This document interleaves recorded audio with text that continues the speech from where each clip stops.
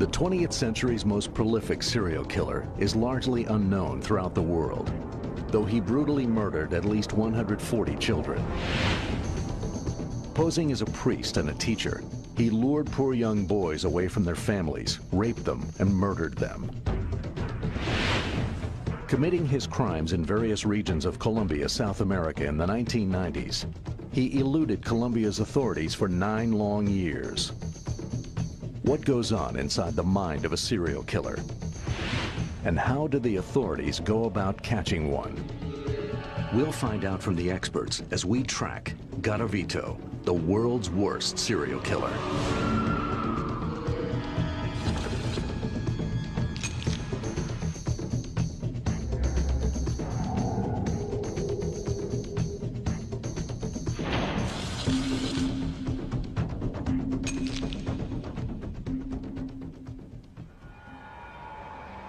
In the US and Europe, where information on serial killers is plentiful, authorities still have difficulty capturing these criminals.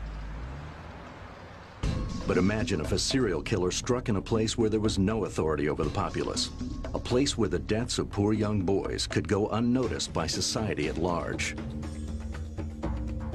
Colombia, South America, population 41 million. The scene of political and social strife for the past 50 years, Colombia struggles daily to stabilize itself and provide security to its citizens.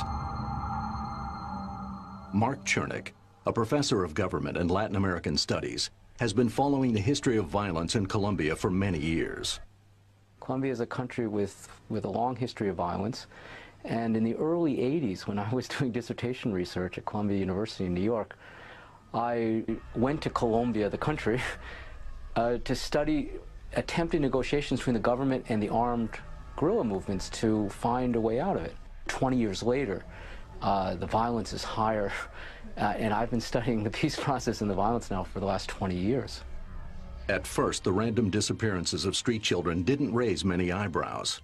While the authorities were aware of the problem, the people of Colombia were somewhat indifferent. You don't see many homeless adults in Colombia. You see homeless children. There's a large population of street children. They're caught up in a special subculture, and it's increasingly a violent one. And they disappear, and no one notices. The day began as usual at Los Centauros Park in the city of Villavicencio in eastern Colombia. Ivan Salvagal, along with other poor children of the region, hoped to sell some lottery tickets in order to pay for their schooling. But on this particular day, Ivan didn't come home at the usual time. Panicked, Ivan's mother alerted the authorities. It was the only hope she had of finding her son. She would have to convince someone to take the case on. That someone turned out to be prosecutor Fernando Aya. When we got there, Dr. Fernando was the first one to approach my husband and say, "Don't worry, we'll help you with your case." Aya had been investigating the murders of 13 children on the outskirts of Villavicencio for 6 months. Several mass graves had been found, something that was not at all common in his usual homicide investigations. The strange disappearances and the discoveries of children's bodies weren't limited to Villavicencio. Hundreds of miles away in the heart of Colombia's coffee district, many mothers were also desperately searching for their sons. Authorities worked diligently to solve the crimes, but homicide reports involving children continued to grow throughout Colombia, with no end in sight. Death notices extended to 70 locations throughout 13 states or departments, and even to towns in the north of Ecuador. In November of 1998, in a place known as Nacederos, a city 380 kilometers to the west of Bogota, there was another gruesome find. The bodies of 14 children were found, all bearing numerous cuts made by blades or knives. The initial forensic analyses of the victims determined that the children were Caucasian, between the ages of 8 and 14. Dr. Christy Kokonis, a forensic psychologist, talks about why the killer fixated on young boys. His victim choice of young boys clearly points to the fact that he had a fantasy of becoming involved with young boys. This was his preferred victim type, and that he needed to become intimately involved with these boys, that he needed to bind them in a certain way is suggestive of his sadistic fantasies. This is someone who needs to feel godlike.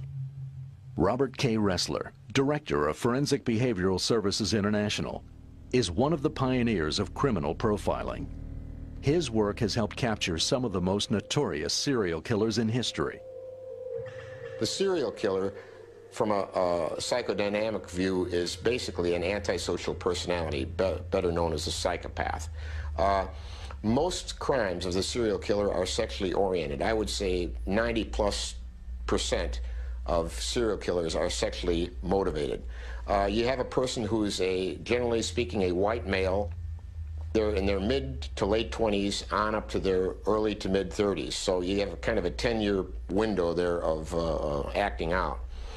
You're dealing with an individual who commits his crimes in different times, different locations, different places, and there is a cooling off period in between each of those events.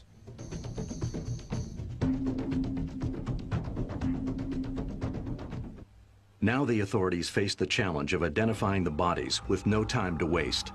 The identities of these victims could lead to more clues as to the killer's whereabouts. It was impossible to trace the fingerprints of the victims because only bony remains had been found. There were no dental records for the bodies either. The fact that these children had received no dental treatments indicated that they may have been very poor and therefore related to the disappearances of street children. Only two methods of identifying the bodies remained: running genetic tests based on DNA extracted from the bones and creating forensic reconstructions. Frank Bender, a forensic artist, explains the process. They always send me the actual skull. I photograph it from all angles with a long lens so I don't distort the image in any way. And then I study it, and I study the asymmetry. I may draw lines on it to show how one side is a little lower than the other, to remind myself so when I'm covering it with the clay, I don't lose any of that. I walk around with the photographs. I study them while I'm out having coffee. I live with this person. I really search for the individual qualities. The more time you put into building it up and thinking about it, living with it, the more of the individual quality comes out. Colombia's most renowned forensic reconstructionist, Mario Leon Artunduaga, began work on the second alternative. Right away, Artunduaga's team faced a major obstacle. While there were international parameters available for the forensic reconstruction of adults, there were no such parameters for children. The bones of children are still going through the growth process. The cranium is larger and more delicate. Their physiognomy is smaller and their eyes are larger. Proportionally, the measurements are very different.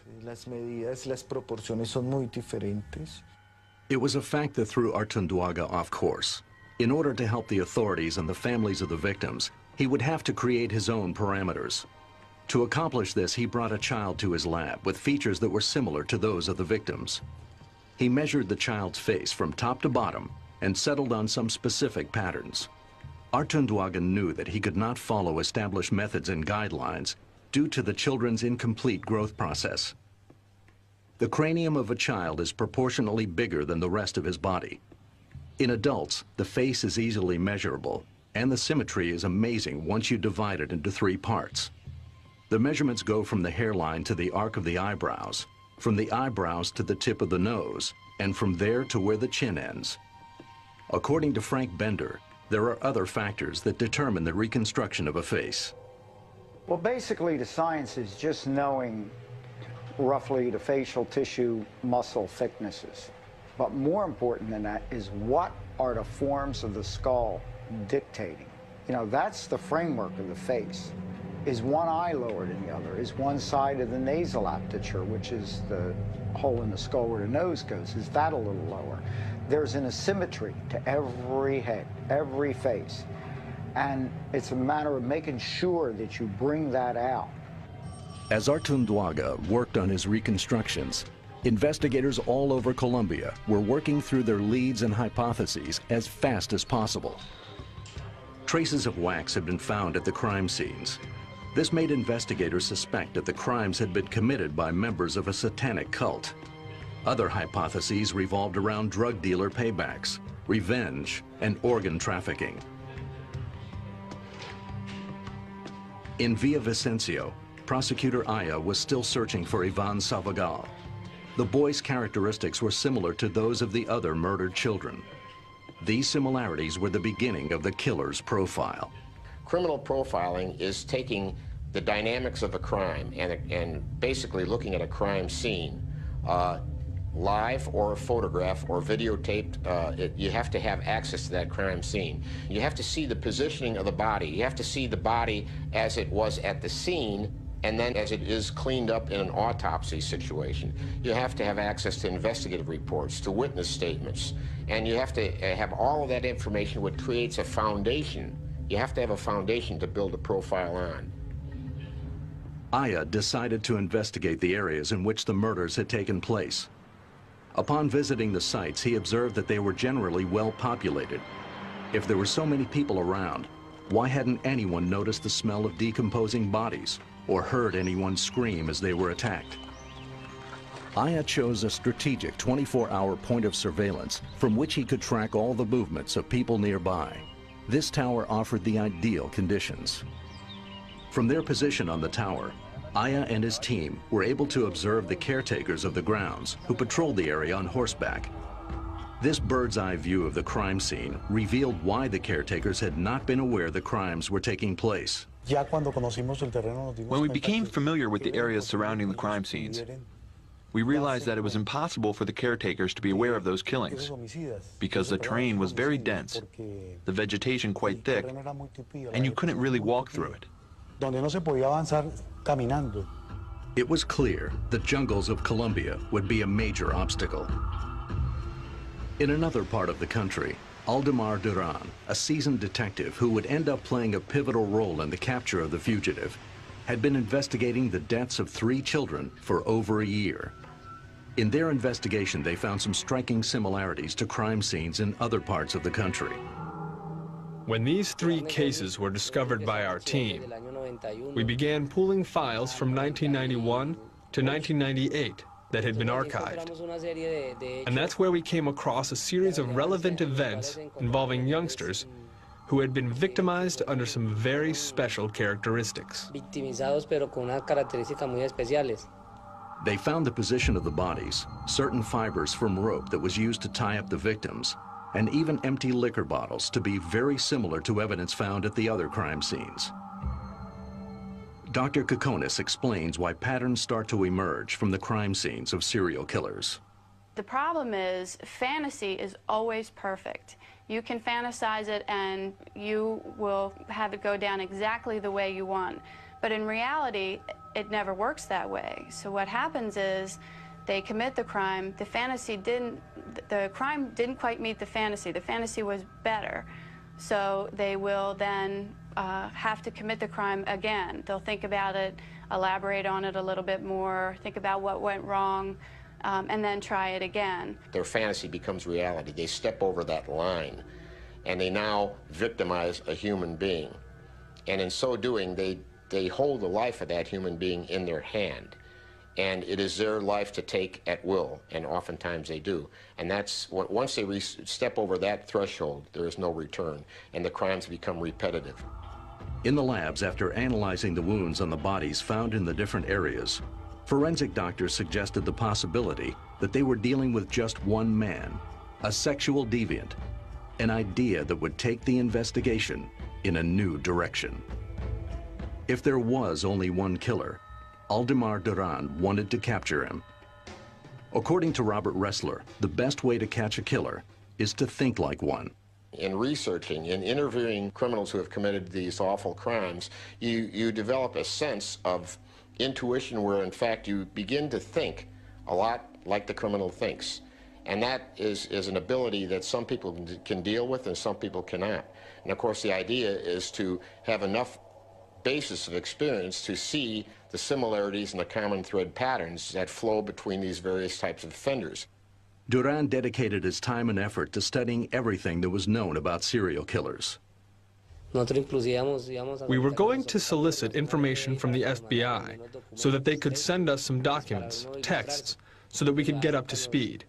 Here in Colombia, which psychiatrist or psychologist could you possibly turn to if no one had even managed a case such as this one?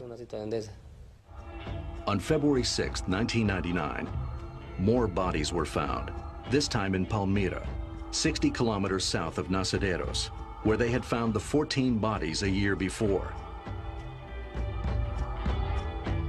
Carlos Herrera, an investigator familiar with the files of 45 children killed since 1995 in Colombia's immense sugar plantations, took on the new case, unwittingly joining investigators around the country on their search for one man. 13 pieces of evidence had been recovered from the crime scene in Palmira, and Herrera began analyzing them immediately. The killer leaves behind his underwear, leaves his shoes, his eyeglasses, his money. He leaves many objects which could lead us to him, and he leaves the scene and abandons these objects. If he leaves the scene in this state, that means he is running from something. Meanwhile, Detective Duran decided that if they were going to find this killer who was operating in the world of the homeless, they'd have to infiltrate that world themselves. The investigators placed some of their best men undercover. The mission was dangerous. One mistake could cost a detective his life. Outfitted with microphones and dressed as indigents, the undercover detectives traveled each and every corner of the sordid and dangerous world of the Colombian homeless.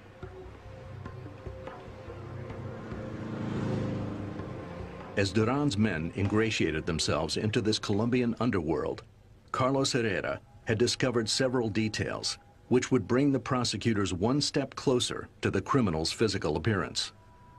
Herrera analyzed a pair of men's shoes that were found at the crime scene in Palmira. He detected an unusual fraying of the heel on the right shoe. The piece displayed pressure on 2 points, and there was no evidence of wear on the front part of the shoes, a sure sign that the subject's foot had to be smaller than the size shown on the shoes. He was even able to detect how the suspect might walk. He suggested that the suspect had a limp and might rotate his foot when he walks, which would explain the uneven wear on the shoes. This could mean that the suspect had sustained some kind of injury. This limp that Herrera theorized about could also have another cause, one linked to the killer's murderous impulses. Dr. Jonathan Pincus, neurologist and author of the book Base Instincts, explains how a certain part of the brain controls both motor skills and personality. The part that's just over the eyes and in the midline, which is called the supraorbital part of the frontal lobe, has a great deal to do with personality. What sort of a person you are. Are you an irritable, difficult person? Are you a happy-go-lucky, easygoing person? Are you very quiet, but given to great displays of temper? There are different kinds of people, and those are determined by the brain. The frontal lobe does a lot of things, and the most posterior part of the frontal lobe is devoted to voluntary movement. If it were damaged or removed, there would be weakness on the opposite side of the body.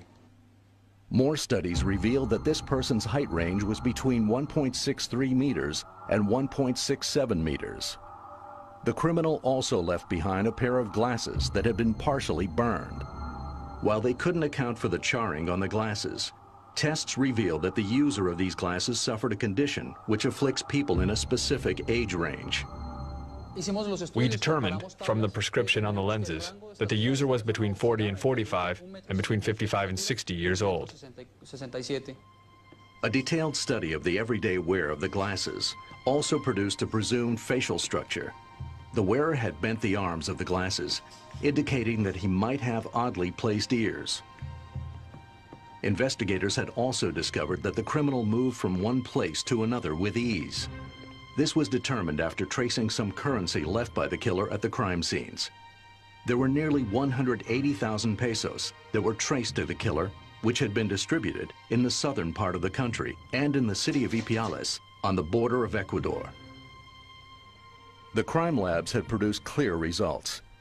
They were looking for a man with a limp who was between 1.63 and 1.67 meters tall, between the ages of 40 and 45 or 55 and 60, who always consumed the same brand of liquor and who wore eyeglasses.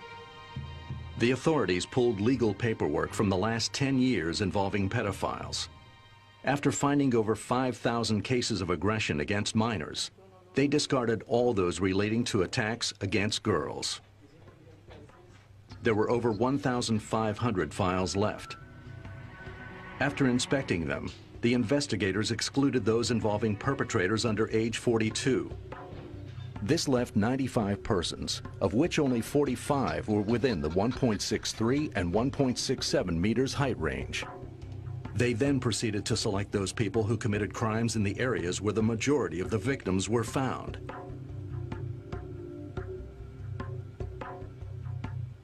This sorting process revealed 25 names. While Duran's men continued to work undercover, Duran himself worked in silence. His colleagues had begun calling him the killer's shadow because of his dedication to the case. A dedication that took him to Bogota for more background on these types of killings. After days of reviewing the documents, the Shadow came across a case reported in 1996 in the city of Tunja, located 250 kilometers to the north of Bogota. The file described the disappearance and death of a 12-year-old boy named Ronald Delgado. His body had been found in some bushes, and the characteristics of his death were similar to those currently being investigated. According to the documents filed that year, the owner of a store and several local prostitutes testified that they had last seen the youngster in the company of a man who was not from the region. The file described how the suspect had been detained and interrogated, only to be let go due to insufficient evidence. That suspect was Luis Alfredo Garavito, a man whose name was also on the list of the 25 suspects. The photocopy of Garavito's ID contained in the file showed that he was a native of Génova, the town where the first 3 cases the Shadow was investigating had been reported. Another bit of information that piqued the investigators' interest was the place of residence given by Garavito in his written statement. He declared that he lived in Trujillo, a place where children's bodies had also been found.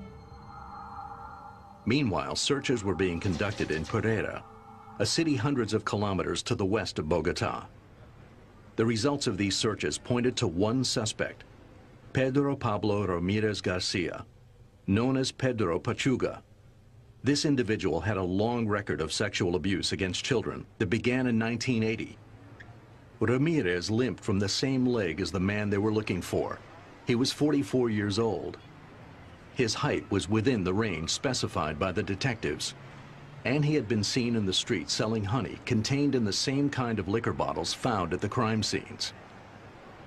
The disappearance of 2 other boys on October 1st, 1997, from a bus terminal in Pereira seriously implicated Pedro.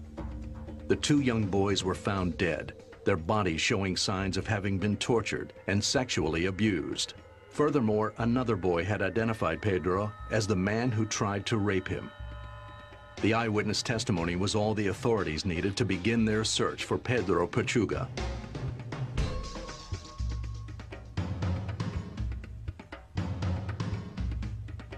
They found him on the street, captured him, and for the first time in years, the investigators breathed a sigh of relief. They finally had someone behind bars.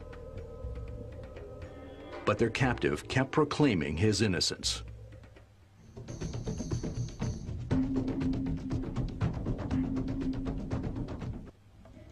With a body count on the rise and the police left with very little to go on, Colombian authorities had gotten word from the forensic labs that there was a possibility that all of the crimes they were investigating might be the work of one man. But their suspect was denying any involvement. While he was in jail, 4 children were murdered in Bogota under similar circumstances as the other crimes. The prosecutor's office had made a fatal mistake. Bewildered, the authorities took the process of collecting evidence at the crime scenes to another level. They decided to follow a special procedure that had been developed in Great Britain. This search method proposes a hand-by-hand search of an area defined by colored ropes. When something is found, the place is marked with a flag, and then the evidence is recorded with a photograph. However, this system had been designed for very different conditions than those the Colombian investigators would encounter. The police force was up against Mother Nature. The vegetation in and around these crime scenes was so thick that the British search procedure, which was intended for the well-manicured lawns of England, was nearly impossible to carry out in the jungles of Colombia. Still, the Colombian authorities pressed on. The places where the bodies and items were found were divided in 80-centimeter wide strips for millimeter by millimeter dredging. The search parties began using rakes to get through the plant life, but soon realized that they needed something better.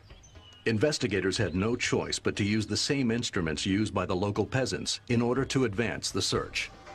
They modified tools such as this one, known as the garancho by Colombian farmhands, a type of wooden hook with an outward arm, which is ideal for digging in wooded lands.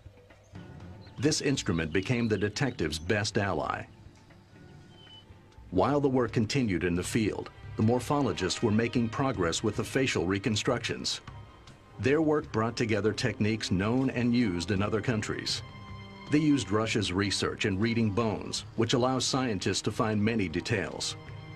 They used America's systems for filing and statistics. They also used the British biological research for their reconstructions. By mixing these aspects, they got closer and closer to the actual bone and facial structures of the victims.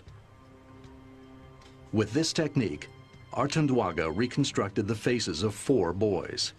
They were recognized by family members. Now the investigation would run its course with the aid of a new tool. Meanwhile, Duran had tracked down Garavito's family in Trujillo thanks to an address the suspect had left on a dossier. Duran met with Esther Garavito Cubios, one of Luis Alfredo's sisters. Duran wanted to know if Garavito had left any papers there. The woman confirmed that indeed, her brother had asked her to keep a bag full of personal items for him. They found elements that would reveal astounding details about the suspect's life. There were documents, photographs, and mementos of his travels. They also found an entire box of notebooks and pads. They often keep journals about what they do so that they can relive the crimes in between the killings. They use this for masturbatory purposes. It becomes their pornography. It becomes their way to relive the crime and to delight in it again. So they will keep journals about it. They may also take notes about what didn't work and what did work.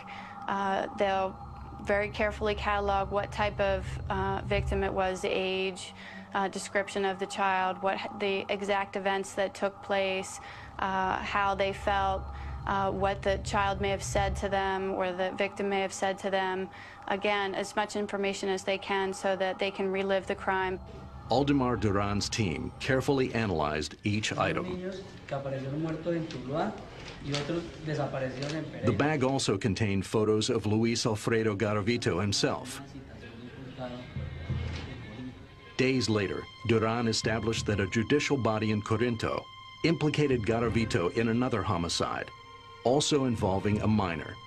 He returned to the documents in the bag from Trujillo and found a receipt for money wired to a woman in Pereira. The prosecutor's office tracked down the address and, to everyone's surprise, recovered another suitcase filled with chronicles of his travels from 1994 to 1997. They found national and regional newspapers, bus tickets, photographs, and even a few lottery tickets, like the ones Ivan Salvagal was selling before he disappeared. Also, synthetic fibers, razors, and lubricants, the same elements that were found in all the crime scenes, were found in the bag. We surmised that the person who had been in Palmyra committing the crimes must have burned himself, judging from evidence we had found at the scene and the condition of the crime scene itself. Duran's theory was correct. and explained the charring on the glasses and other items found at the crime scenes. The wounded and heavily burned criminal traveled 6 hours in considerable pain until he got to Pereira in an effort to distance himself from his latest victim. There he sought help in a small pharmacy, but then disappeared without a trace. Now detectives were certain that they were looking for a man with burns on his left arm, on his side, and on one of his legs. On the night of April 22, 1999, the search for Ivan Salvagal was intensifying. At 7:15 p.m., police received an emergency call. Terrified, an auto store employee reported the presence of a boy who claimed to have escaped from a man who tried to sexually abuse him. The police and Ivan's mother, Maria, went to where the child had been found. Maria recognized the boy immediately. It was Ivan. Just imagine. I don't wish this on any mother because it's so devastating to get there and find your child saying someone wanted to rape him and kill him and telling him awful things. The authorities knew they were closing in on the child murderer. Ivan told the police that a homeless man happened to pass by at the exact moment when the predator tried to assault him. That homeless man had saved Ivan's life. The assailant followed Ivan and the homeless man, but disappeared without a trace when the two were finally discovered by the store owner. The killer had narrowly escaped capture once again. Discouraged, the police headed back to headquarters to regroup. But then something unexpected happened. As Ivan was riding with his mother in a police car, he spotted the aggressor. The detainee identified himself as Bonifacio Moreira Liscano, a man whose name did not appear on the police list of 25 suspects. The authorities arrested him anyway. Not once did he show he was frightened. He wanted to avoid being captured by acting serene, and at no point did he seem agitated. They know what's supposed to be said, but they don't have the feelings behind it. So that you will get crocodile tears and things like that. Oh, I think it's just so tragic that, you know, this is happening to these children. I can't imagine what kind of person would do this sort of thing. Meanwhile, it's them. They're the person that has done this. When prosecutor Aya learned of Bonifacio's capture, he visited the prisoner and noted the amazing similarity between this man and Luis Alfredo Garavito. Later, Aya discovered Bonifacio Moreira's signature was different on each document that he signed on the night of his apprehension. Aya was now certain that they had the right man. After Bonifacio Moreira was detained, the prosecutor's office summoned investigators throughout the country to a summit meeting for the purpose of exchanging information on the case. Aya took with him the photograph of the man who tried to rape Ivan Salvagal. He contacted the detective, who had spent the most time on the heels of the criminal, Aldemar Duran. When Duran and the other investigators from the coffee district saw the photograph, they were speechless. The most dreaded serial killer of children that ever walked the earth was finally behind bars. Luis Alfredo Garavito. Everything matched. He was 42 years old. He was 1.67 meters tall. He wore glasses. And he had scars and burns on his left arm and on his side. Luis Alfredo Garavito was born in Génova, a small town located in the center of Colombia, which, like few others, lived through the horrors of the Colombian Civil War during the 20th century. His home life wasn't without its battles either. Garavito's father was a very abusive man. Who was your most important teacher for patterns of behavior and thought? It's your parents. How do you get your sense of self-image and what your value is? It's from your parents. If you've got good parents, you've got a good feeling about yourself. If you've got terrible parents, you're likely to have a terrible feeling about yourself, and also to say, while you're cowering behind the couch, while your drunken father is at the door and making everybody scared, someday I will be drunk and come home and everybody will be cowering when I enter the room. To escape this abuse, Garavito left home at a very young age and began wandering the world. He led an apparently normal life on the road, even holding a steady relationship with a woman who had a son from a previous relationship. By all reports, Garavito never harmed the woman's son. Not even this woman who was so close to him, suspected this individual's criminal behavior. Behind a kindly facade hid a dreaded murderer. Even with all the evidence gathered against Garavito, the investigators had another obstacle to overcome. They still had to prove he was guilty in the eyes of the law. Because he knew the suspect well, Duran suspected that Luis Alfredo Garavito had kept other records of his travels and crimes. And perhaps the authorities would be able to find evidence more damning than that found in the other bags of clippings and notebooks. Duran and his colleagues talked Mrs. Ambar Toro, one of Garavito's best friends, into cooperating with the authorities. They wired Mrs. Toro with a hidden microphone and had her visit the jail where Garavito was being held. After a long conversation, Garavito confirmed the existence of yet another bag, which he had given to the wife of another prisoner. Once again, Duran had been right. More documents emerged, and even children's photos, as well as a wrinkled paper with strange marks scribbled on it. Authorities would later discover that this was a personal tally of his victims. But it was necessary to take samples of Garavito's hair and blood to a lab, to run DNA tests on them, and show the correlation between him and evidence collected at the crime scenes. It was also important to give Garavito an eye exam that would prove that the burnt glasses found in Palmyra belonged to him. So that Garavito would not suspect anything and purposefully lie on his eye exam, all of the prisoners were subjected to the same test Garavito was. And while this was going on, detectives searched his cell and obtained hair samples left on a pillow for the DNA tests. These tests came back positive, matching the DNA gathered in Garavito's cell to the DNA gathered from the liquor bottles and bodies at the crime scenes. But Colombian prosecutors weren't content with the information they had. For the first time, the Colombian authorities used the LINK program as an investigative tool. LINK is a Dutch software that is able to associate events, coincidences, and probabilities that might indicate connections between seemingly unrelated crimes.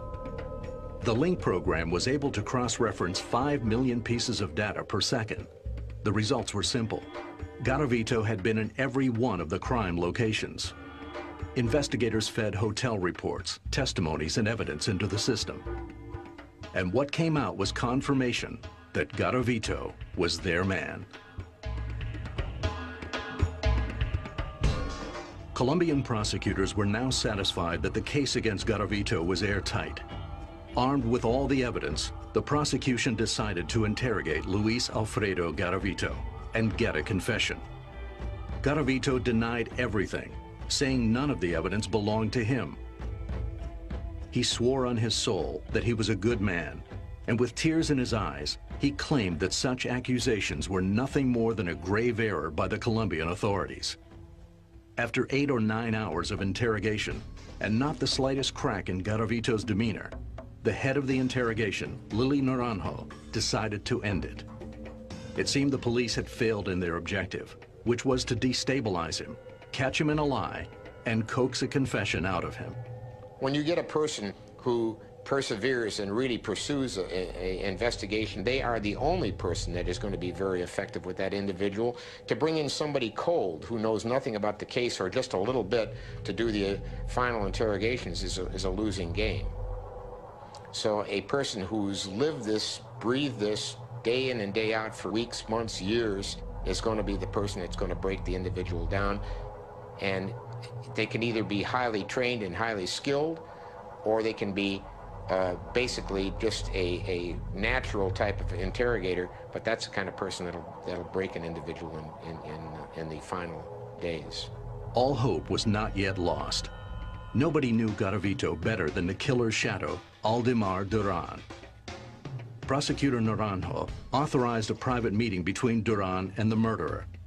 Using the prudence and keen perception of a weathered homicide detective, Duran described in precise detail the ways in which Garavito tricked his victims and the death rituals he performed on them. He hoped that making Garavito relive all of his fantasies would cause the killer's facade to break. Hearing of the killings left Garavito speechless. I knew of situations he had been in at each of these towns, how he had arrived, whom he had been with, how he was dressed. As Duran spoke, the killer began to feel his world crumbling around him. And finally, after 18 hours of questioning, Duran heard the words he'd been waiting for straight from Luis Alfredo Garavito's mouth.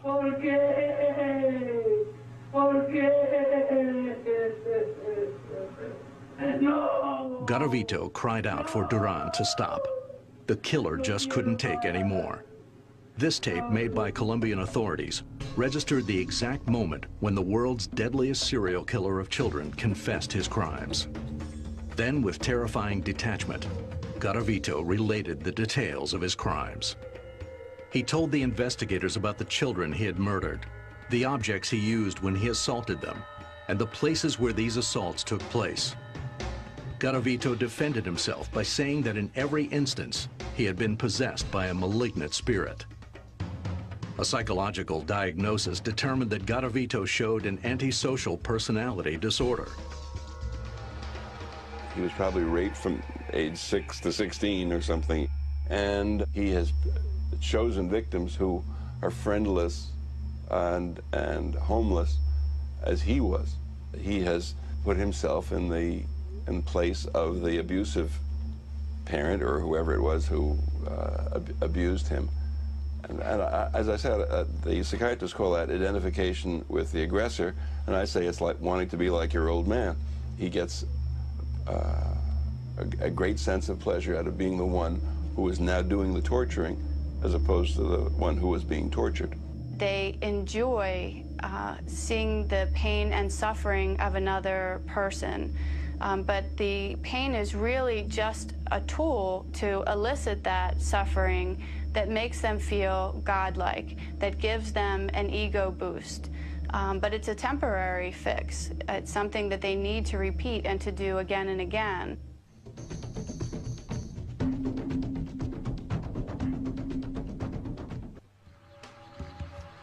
The killer began to feel his world crumbling around him.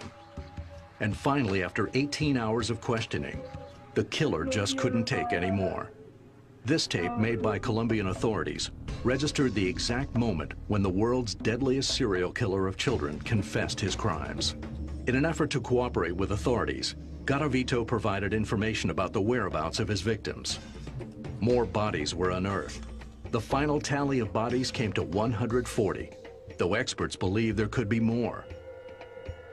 Luis Alfredo Garavito remains in this prison under maximum security. He requested, and has been granted, protection against a possible assassination. In an effort to shorten his sentence, Garavito made a public apology for his crimes. I ask the Colombian people to forgive me, to give me the opportunity which maybe I deprived many people of. By showing regret and good behavior in jail, he will most likely walk the streets of Colombia again. This is most definitely, unequivocally, not someone that can be rehabilitated. That when you see pedophilia and sadism particularly together, and there is evidence that the person was a psychopath, there is no known treatment for psychopaths, and we know that these offenders continue to fantasize about this while incarcerated. They may create their own pornography while incarcerated. When we've gone and talked to them, they will tell you the fantasies never stopped. People have neurological problems. Some of those you can treat. You can treat migraine, you can treat epilepsy, you can make their lives a little bit more livable. But the idea of rehabilitating someone to the point where they could function in society reliably without being violent, I think that that's unrealistic. Never before in Colombia's history had there been a legal case of this magnitude. This caught the Colombian courts unprepared to punish Garavito.